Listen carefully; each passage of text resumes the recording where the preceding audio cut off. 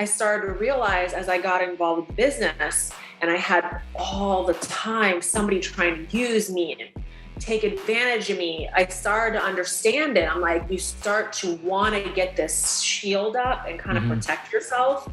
But I vowed that I would never allow that, because the day that I allow that, I got to get out of the industry. I can't allow it to ruin who I am.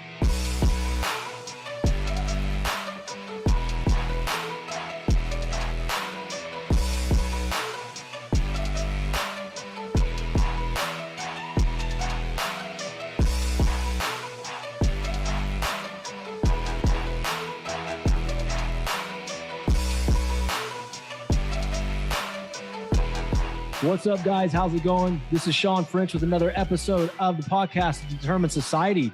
I'm really excited. I have a special guest today. Before I get going on that, though, I'd like to ask you guys, if you guys please, you enjoy the show.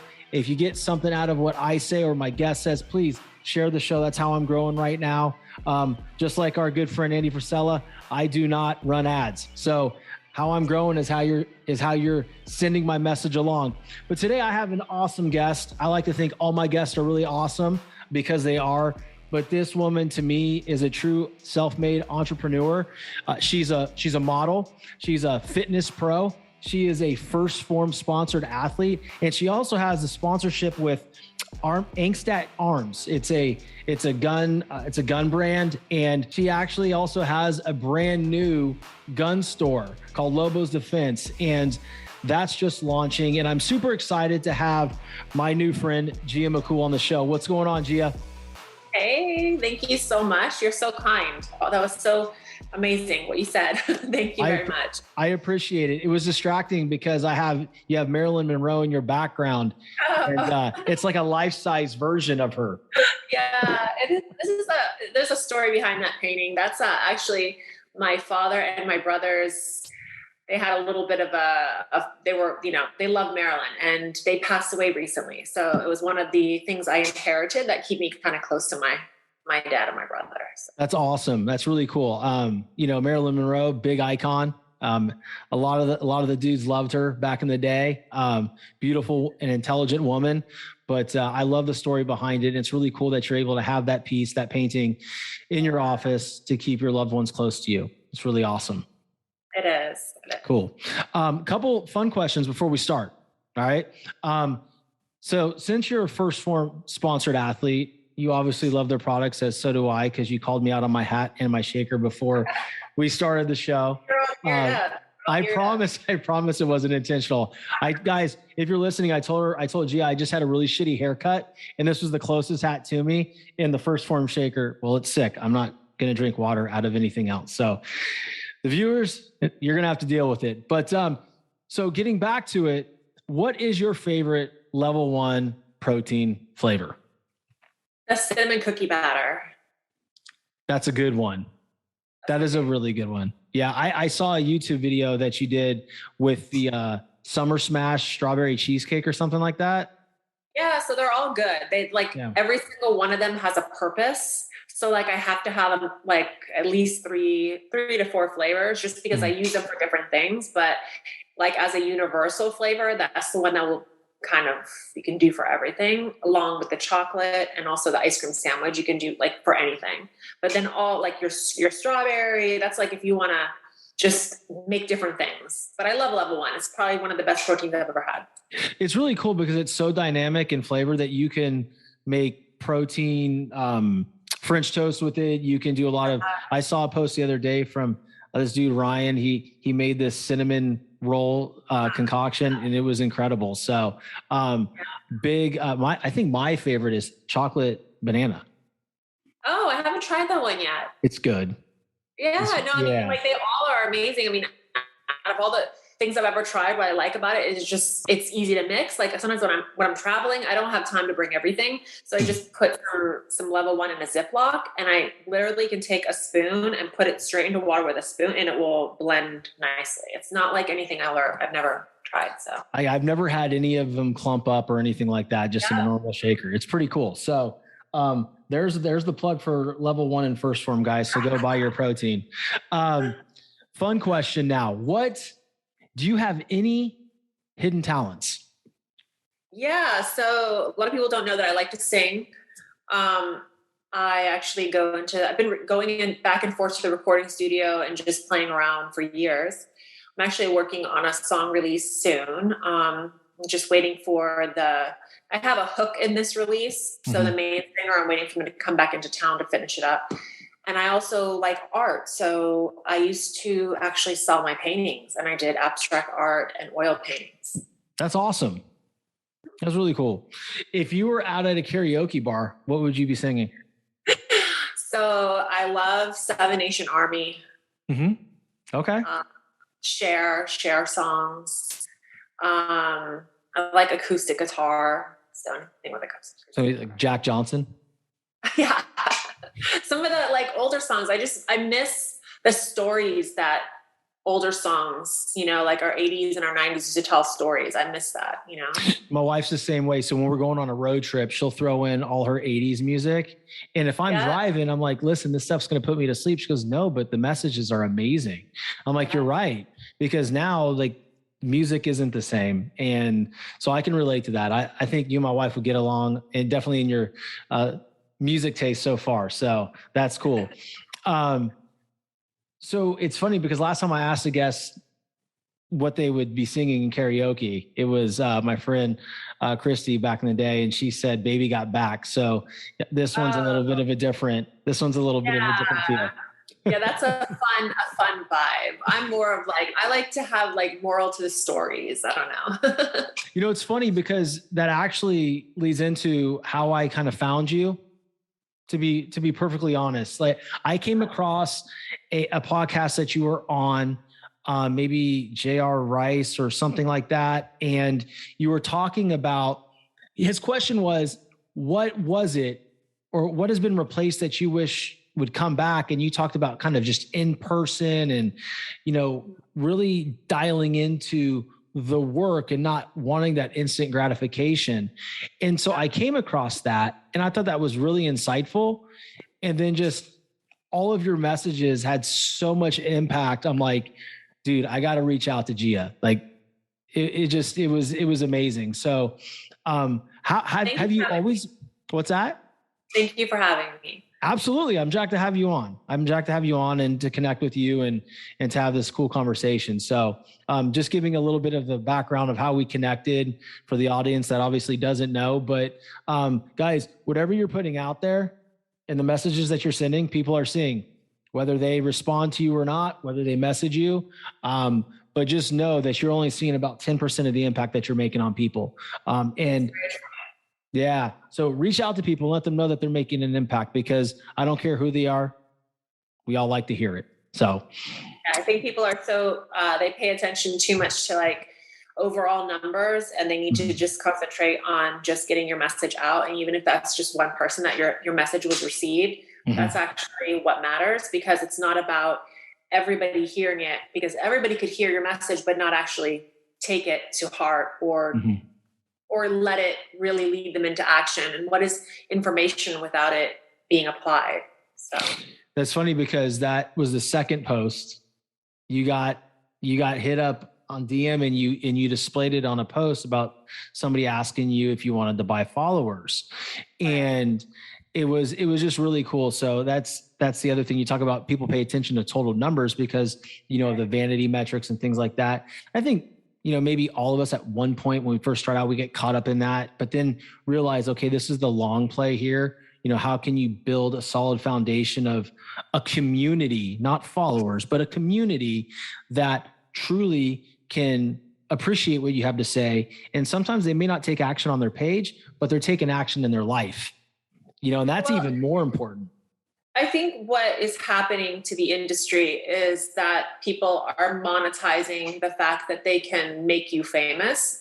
And I think that is something that is really disadvantaged, because instead of saying, well, I can help you get famous and I'll help you get known and I'll do this content and all you have to do is pay me a check. That's what people are doing now. So it's giving a really bad false expectation to all these new people who are going about it in the wrong way, because now they're letting other people kind of tell them how to brand themselves, and they're telling them how to shoot and what content to put out based simply off of getting attention instead of what their actual overall long-term outlook is and goals.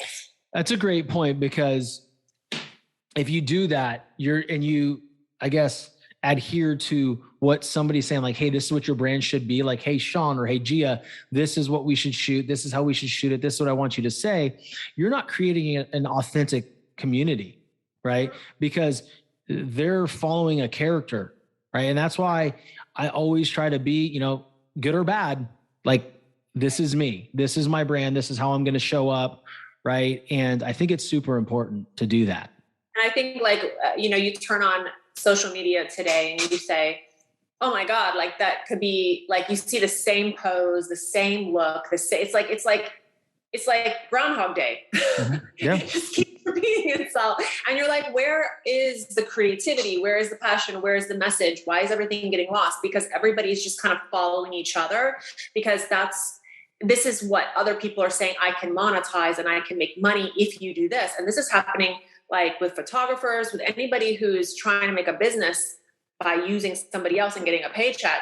So I get mad sometimes because I'm like, all these girls don't see it, but they're putting out what other people are telling them to put out instead of really what they want. And they don't realize what they actually want until down the road. And it's sometimes too late. It's interesting because, to piggyback off of what you're just saying, where everybody's following each other, right? And specifically, they see a trend, right? Like a real trend or a background music trend. Background music trend's fine, but when you're going out there and you're just recreating trends and getting followers, right? Your community is growing great. You can have a viral reel, and you have a bunch of people that came to your community based on a reel that's not even your brand. So now you're going to lose them, because once they figure out that's not who you are, then you're rebuilding again. Yeah. So I think it's better to not just to grow your community, but to grow your community with people that know what the hell they're going to get when they get there. Right. I just think it's super impactful. So, wow. Yeah. Good stuff. So walk us through where you're at today, just kind of share your story, how you got here and all that good stuff. Cause you have a lot of amazing things that you've done in the past that are still doing that have shaped who you are today. Started in 2009 professionally. So I started way before that. I was doing modeling at the age of 13, but in 2009 was actually the time that I started getting published. Mm-hmm. and I started actually doing jobs where I was getting like it made it into a career. So since then, got into fitness, got my pro card, and then I just started doing public speaking, my YouTube channel. At one point I had a swimwear line. And so I've just been a very creative, I'm passionate. I like to do what I love and make a living at it. Mm-hmm. And I truly believe that anybody can do that. They just have to kind of find their own. I agree. So you started modeling when you were 13? I started doing classes and go-sees and all the stuff that goes along with it. Yeah. So how did that impact what you're doing today? Because you're very out in the open as far as your brand. Do you feel like your modeling days prepared you to who you are as an entrepreneur and influencer? So one of the downsides to being online is you can't be a private person. Mm-hmm. Even if you wanted to be a private person, I think that people kind of misunderstand that, and they see it like, oh, you're all out there and mm-hmm. I couldn't do that. Sometimes you don't even ask for those things. Sometimes you want to be a private person. Maybe you don't want to be, known like that. But mm-hmm. once you go online, Google is a monster. And sometimes that's just, like everybody says, there's positive things and negative things, right? So there's good things and bad things. The bad thing in my case is you can't be, you're out there. Mm-hmm. I can't control people's perception of me. Right. You just have to continue to go forward with what you're doing. You're gonna fuck up. That's just part of it. You're a human being. People want to put you on a pedestal. They want to act like you can't make any mistakes. And then if you make a mistake, they want to bash you for it. It's not fair. We're humans, but you just, you go out there, you do what you love, you put out what you love. People are either going to hate you or they're going to love you, and you can't control that. No, you can't control that. I recently had someone, kind of come at me recently, and it shook me. It shook me because that person doesn't know who the fuck I am. Right. But it's like people forget that there's human beings on the other side of this Instagram screen or Twitter or YouTube, whatever the fuck it is. And it's like, it's a complete dehumanization. Like no one thinks anybody's human. And what we found is, and I found this in my early journey in my venture that what I have right now is you see people, right, on Instagram or just they're out there in the world and everybody knows who the hell they are. All, they're the who's of the world. And then when you talk to them, it's like, that guy's an asshole. Like, but what happens is you talked about expectations, right? You talk, it's like, we all expect to see this person that is on a grid.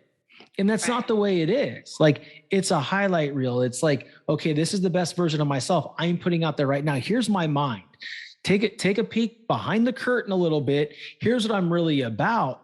But the reality is we all have our shit, right? Exactly. We all have our relationships, our marriages, our friendships, and we make mistakes, right? Yeah. No one's perfect. I think that's a funny point because, people don't see it that way. No. And it's interesting. They're never going to see it. They're never going to understand it. They're not in our shoes. Mm-hmm. And to be honest with you, the majority of them want to act like they don't want to be in your shoes, but then, they kind of want to know, well, how come you got this opportunity or how come you got that opportunity? So they hate on you for the opportunities that came your way for the shit that you had to put up with to get there, So it's just, it's something like they're never going to understand. They're not in your shoes. They're going to have their viewpoint. That's why you can't really listen to opinions, because if you do that, it will literally destroy you. It will take you off your focus. You have to have tunnel vision. It's so funny because for like a day or two, it really shook me, right? It shook me a little bit. And I was just kind of like very introspective. I'm like, and I started questioning. I'm like, no. This is the first of many. Okay. Yeah. You cannot do this. This is the first of many. Doesn't know who you are. Who gives a shit? Who gives a flying fuck what this person thinks? And it's funny because Mark is like, oh, I told you, like, who cares? But sometimes it's for me. Again, I told you she's smarter than me. Like for me, it takes a couple, maybe 18 hours, 24 hours to really kind of let it go in my mind. And then what I do, and this is my trigger, and I don't know how you deal with things. I'm open to hear about it. But when things like that happen to me, the only way I can really kind of just kind of clear it out is to get hyper focused on what I know I need to do. Right. Dial back in. I studied psychology a lot in school. So you have to understand that if somebody truly doesn't like you, if they deep down inside don't like you, they're not going to be visiting your page. They're not going to be checking out what you're putting out. They're not even going to be listening to what you're doing. They just pass right by you. They're not going to be following you. Yeah. So if they take the time to really go to your page, check up what you're doing, then write a message to you, then write a message to your other followers. And they're confused fans. That's what they are. Confused fans. And they want to be heard. And it has a lot to do with their upbringing. Their upbringing has always been, they got used to being bullied, as a child. They got used to being put down. So that's all they know how to repeat. They're repeating a toxic cycle. It's funny because my wife and I were having this conversation the other day, and it's something I fully believe, but when you're in the moment, it's really hard to kind of just see what it really is. And it's really about triggers, right? It's not about me or you. It's something that happened or we might have posted that may have triggered something that for them that was down, but in the past, and it just ignites a fire, and then we're the receiving end of it. So we have to be super aware of the fact that, someone's reaction to us is not about us. It's 100% them. Yeah, there's 3 reasons why somebody would follow you. You're relatable, they can use you, or there's something in you that they can relate to, in the sense of like something you said, they're projecting it onto themselves. Yeah. So if you can kind of like see everything that you do like that, it'll help you.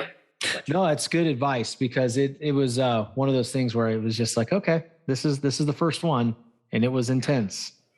I've always left it in my highlights, like little quotes like that, like people will love and hate you and it'll have nothing to do with you, because the truth of the matter is they're not really, the majority of people following you really don't think about you. If once you understand you're not in their head space, they're not really thinking about you. It's just whatever you're doing for X, Y reason is either relatable or they can use you somehow, some way. So once you realize that, you're like, fuck it, I'm going to do what I want to do and I'm going to enjoy life. Yeah, I think too, like, I think you just get just a more authentic reach that way, you know? And it's funny because a lot of people ask me, well, have you tried this? Because this person's doing this and that person's doing that. I'm like, no, I mean, like, fuck no, because that's not who I am. Like, well, it doesn't matter what other people are doing. Just understand this.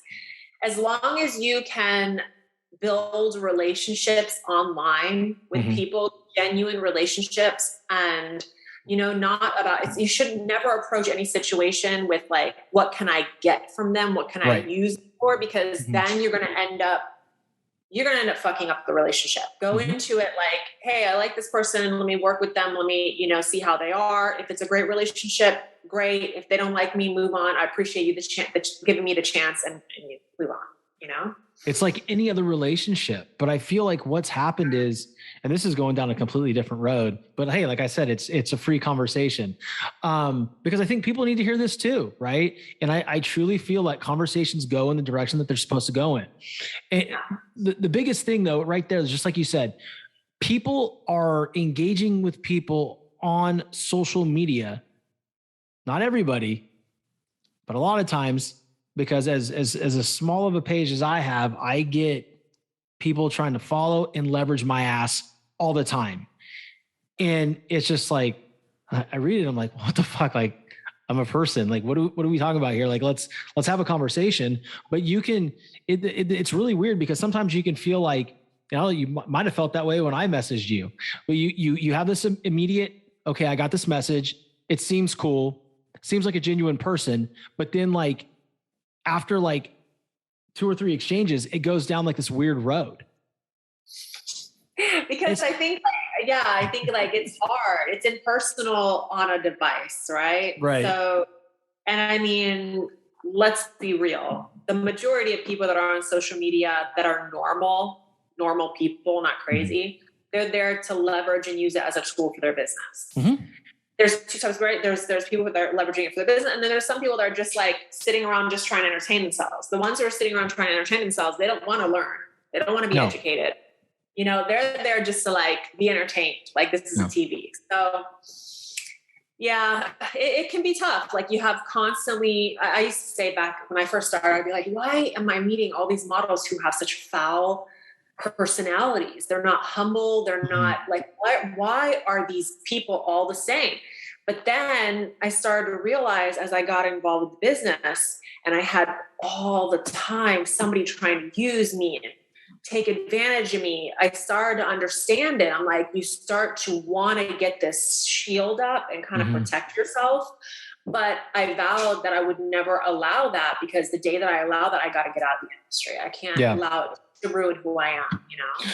And that's the one thing that I enjoyed about you is when I reached out to you, like, I didn't really think that you would even get the message, to be quite honest, you know, because I thought I might've gone into like the request box or whatever. I'm like, she's never going to see this shit, but like, hey, no, here's the thing. Like, I don't believe that bullshit when they say I don't read my messages or I have a manager. I don't believe that. Like, I have had my management help me out sometimes if I'm traveling or I'm not in the States. They've helped me out here or there. But for the most part, I'm very hands-on with everything I do.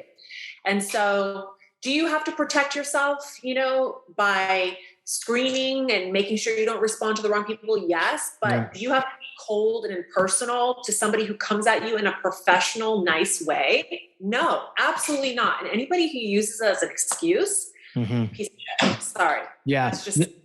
I'm with you. I'm with you. And that's it's just one of those things that just so you know, I appreciated that. Right.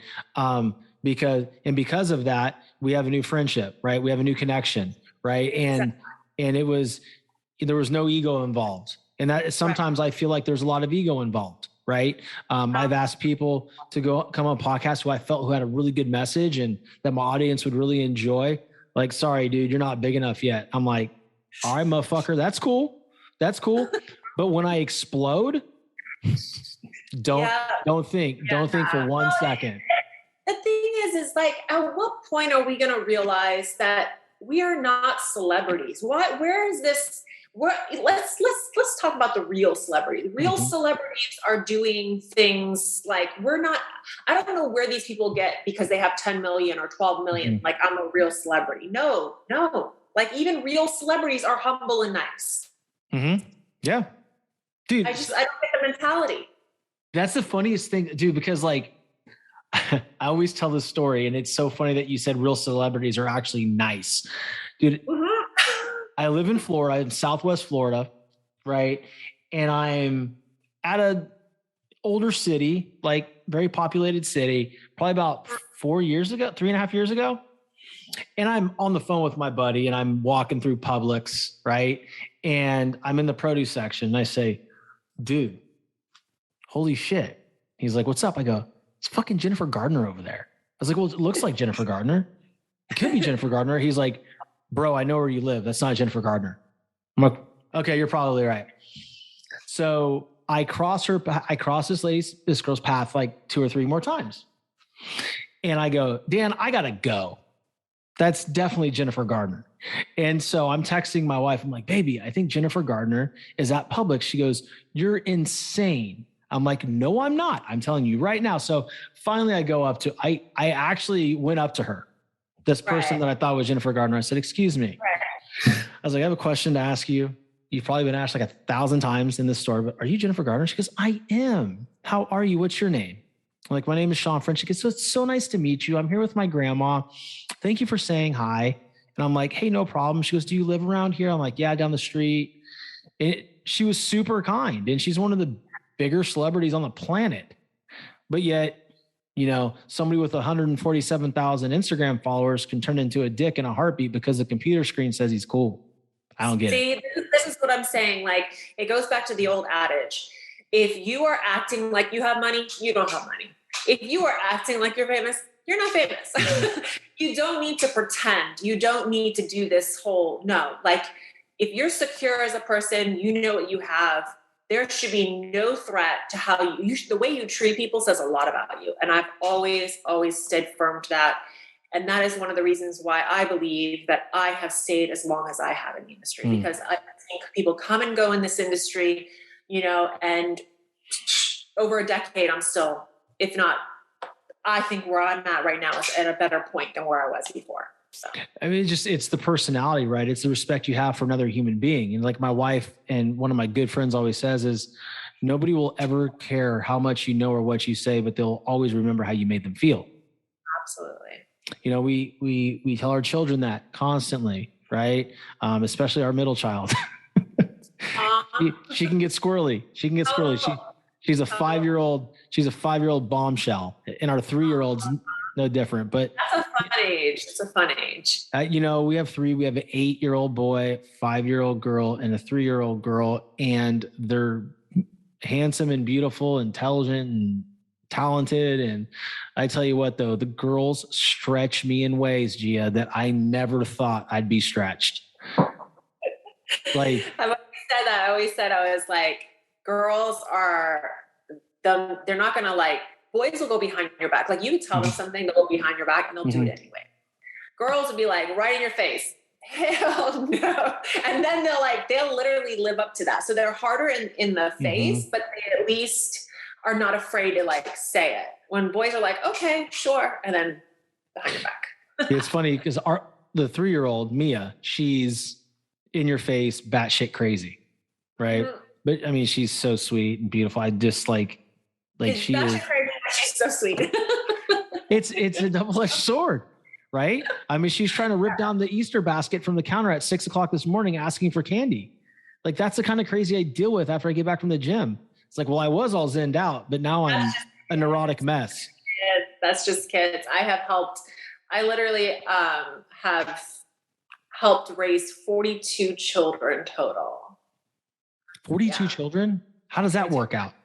I'm an adoptive mother. I adopt. Okay. And also I have helped several friends and family with their kids. So wait, that's amazing. So you adopt children, or is it a foster situation? I actually adopted my son.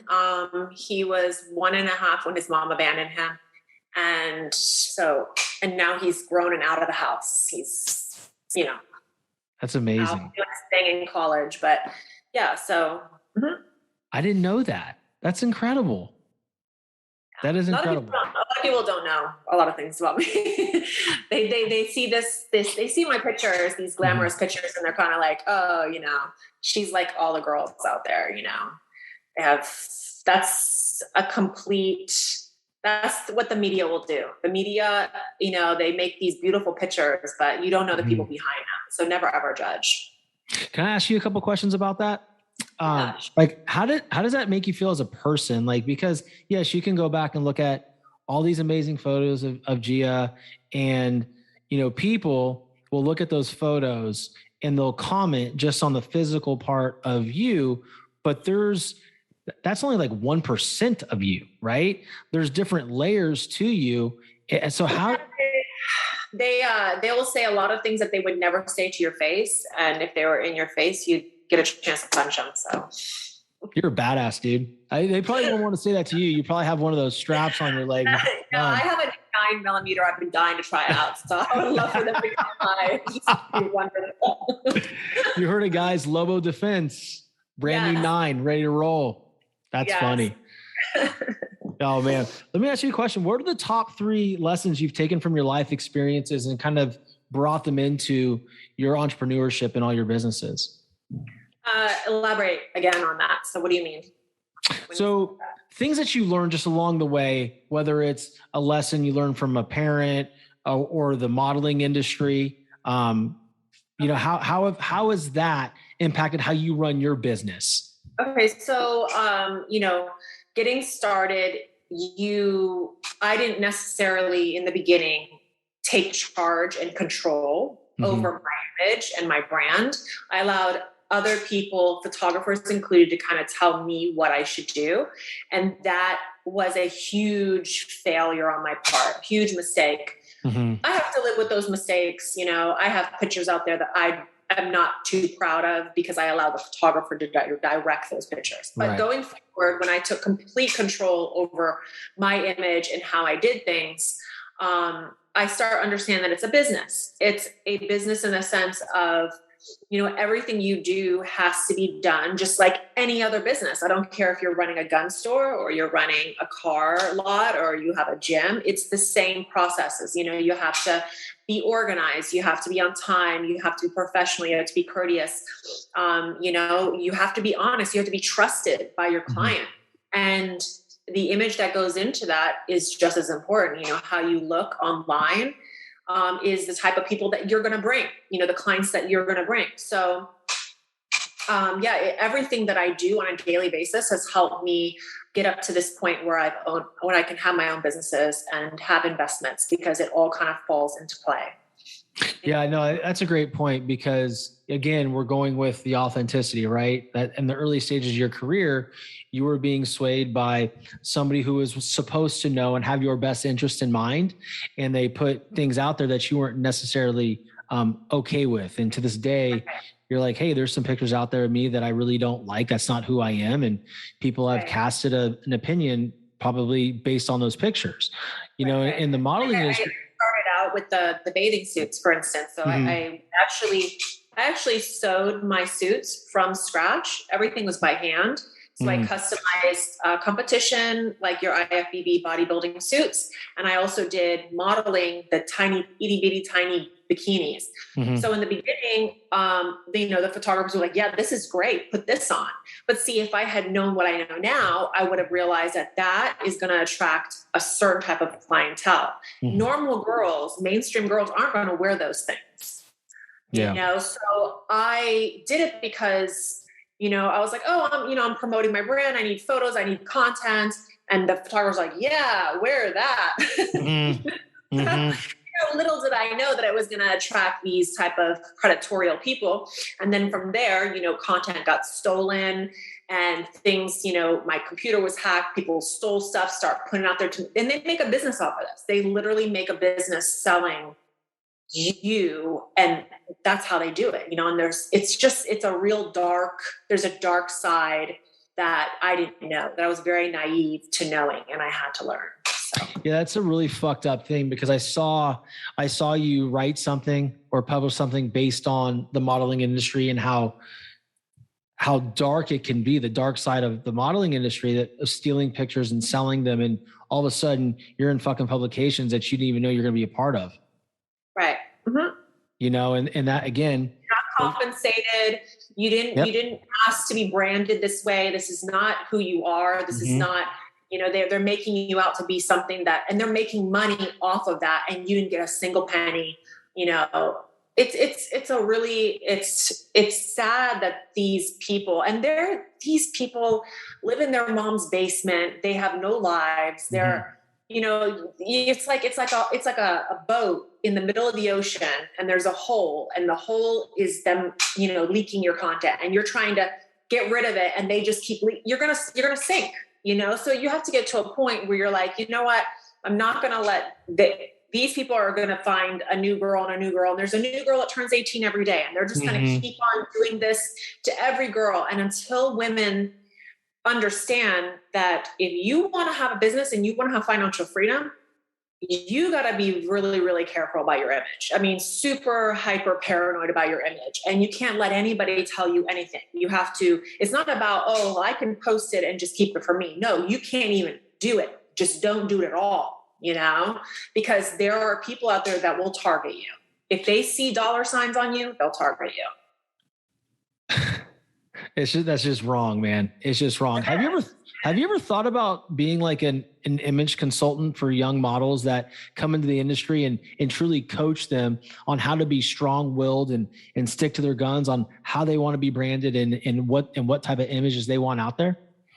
Well, if I find the right people to collaborate with so that the message is delivered properly, because here's another issue that we don't talk about online. People don't want to hear the dark side. People don't want to hear the truth, because a lot of times they've never experienced it themselves, so they don't really believe it.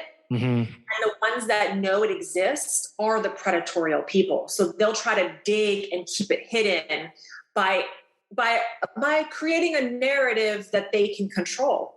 And they'll try to discredit you and make you out to be like you're lying, because they want to keep the lie alive. Because why? They make money off of that.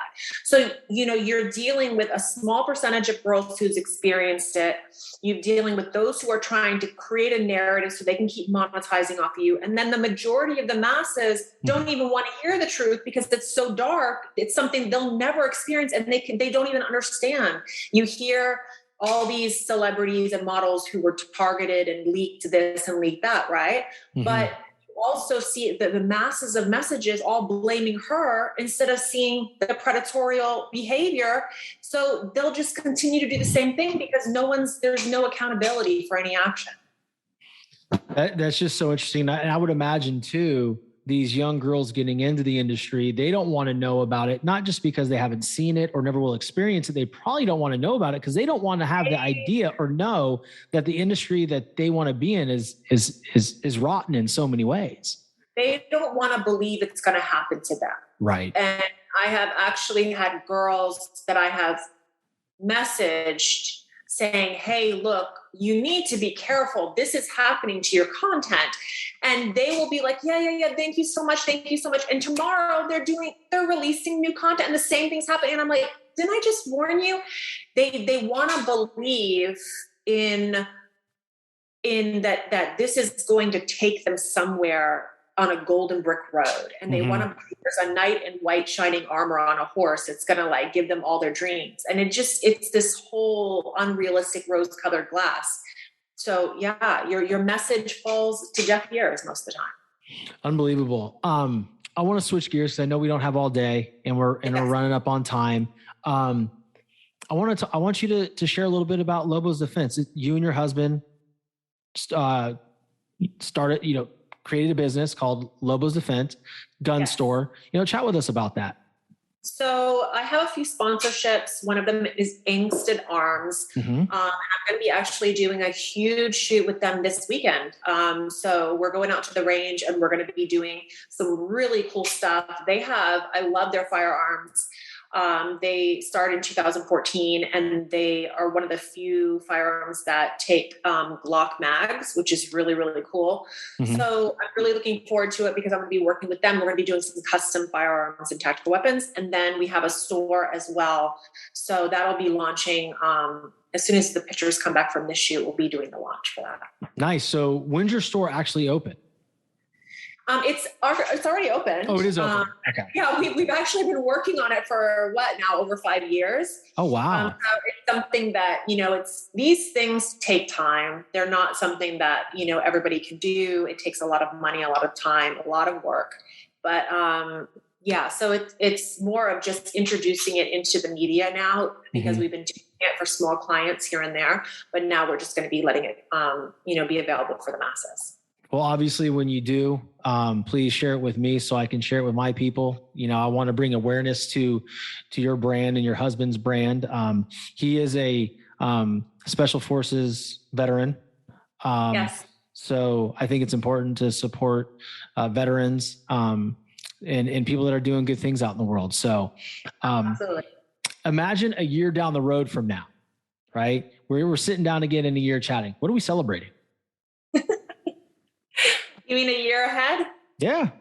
Okay, so a year ahead we'd be, depending on where you're going in a year. What's your goals? Tell me what you're up to.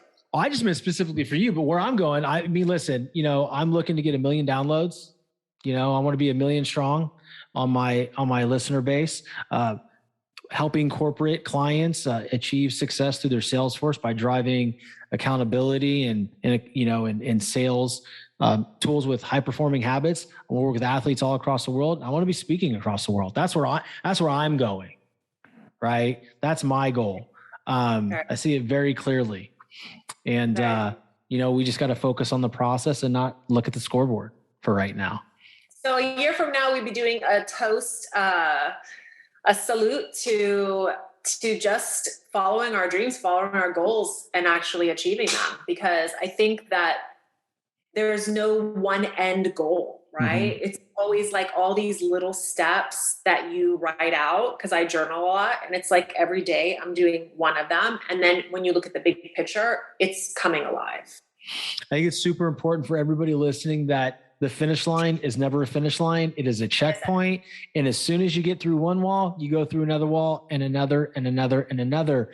And the one toxic thing that I want you guys to be very, very aware of is when the people come up to you and ask you, aren't you happy with what you've accomplished? You should be happy with where you're at because you've done X, Y, and Z. Just because high achieving people continue to push doesn't make us ungrateful.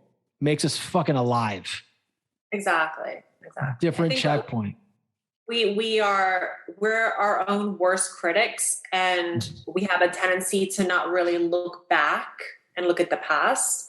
So that's good because it keeps us moving with new stuff, but then never really sit back and go, wow, we really accomplished all these things, right? So sometimes you do need your wife, for instance, or my husband to go, hey, no, look, you accomplished all of this, because we're always like, next. Yeah.